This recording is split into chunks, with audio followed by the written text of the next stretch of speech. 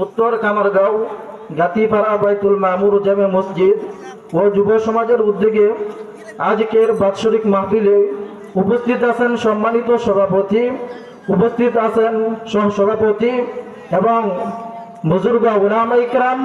আমার সম্মুখে আছেন দিন প্রিয় প্রাণ প্রিয় মুসলমান ভাইরা, পর্দার অন্তরালে অবস্থানরত আমার অত্যন্ত শ্রদ্ধেয় মা ও বোনেরা, সকলে মহান আল্লাহ পাক রব্বুল আলামিনের দরবারে শুকরিয়া আদায় করি আলহামদুলিল্লাহ।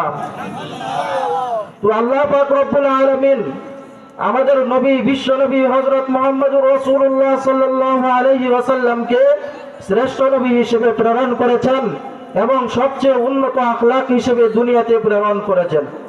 তো সবচেয়ে সোনার মানুষ, সবচেয়ে পরিচ্ছন্ন মানুষ এবং সবচেয়ে উন্নত মানুষ হিসেবে আমাদের নবী হযরত মুহাম্মদুর রাসূলুল্লাহ সাল্লাল্লাহু আলাইহি ওয়াসাল্লামকে আল্লাহ পাক রব্বুল আলামিন দুনিয়াতে প্রেরণ করেছেন।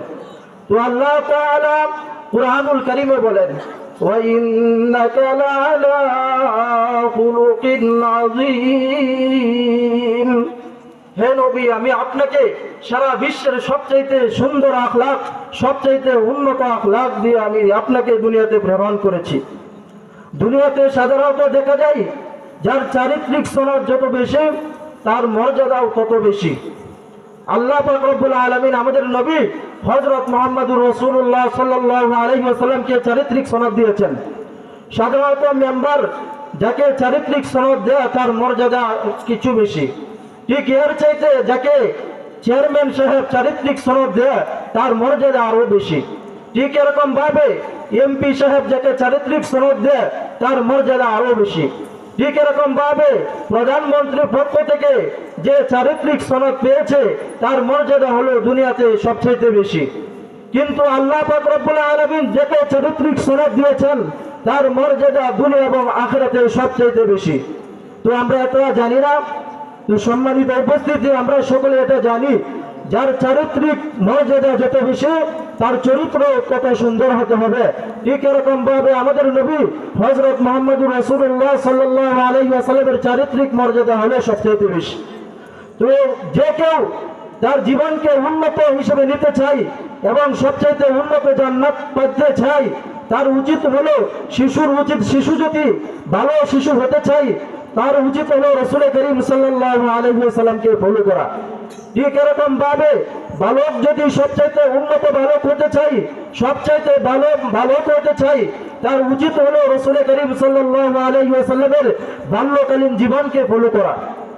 ঠিক এরকম ভাবে যে যুবক ভালো হতে চাই তার উচিত হলো রাসূল করিম সাল্লাল্লাহু আলাইহি ওয়াসাল্লামের যৌবনকালকে ফলো করা।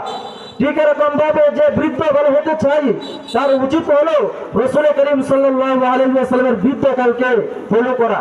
ঠিক এরকম ভাবে যে বাবা ভালো হতে চাই তার উচিত হলো রাসূল করিম সাল্লাল্লাহু আলাইহি ওয়াসাল্লাম বাবা হিসেবে যেরকম ছিলেন আমাদেরকেও সেভাবে ফলো করা। ঠিক এরকম ভাবে যে সন্তান সবচেয়ে উন্নত চরিত্রের অধিকারী হতে চাই তার উচিত হলো আমাদের নবী হযরত মুহাম্মদুর রাসূলুল্লাহ সাল্লাল্লাহু আলাইহি ওয়াসাল্লামকে ফলো করা। ঠিক এরকম ভাবে যে শিক্ষক সবচেয়ে উত্তম হতে চাই, সবচেয়ে উত্তম চরিত্রের অধিকারী হতে চাই, সবচেয়ে ভালো শিক্ষক হতে চাই, তার উচিত হলো আমাদের নবী হযরত মুহাম্মদুর রাসূলুল্লাহ সাল্লাল্লাহু আলাইহি ওয়াসাল্লামকে ফলো করা। সম্মানিত উপস্থিতি, রাসূল করিম সাল্লাল্লাহু আলাইহি ওয়াসাল্লাম আমাদেরকে বলেন,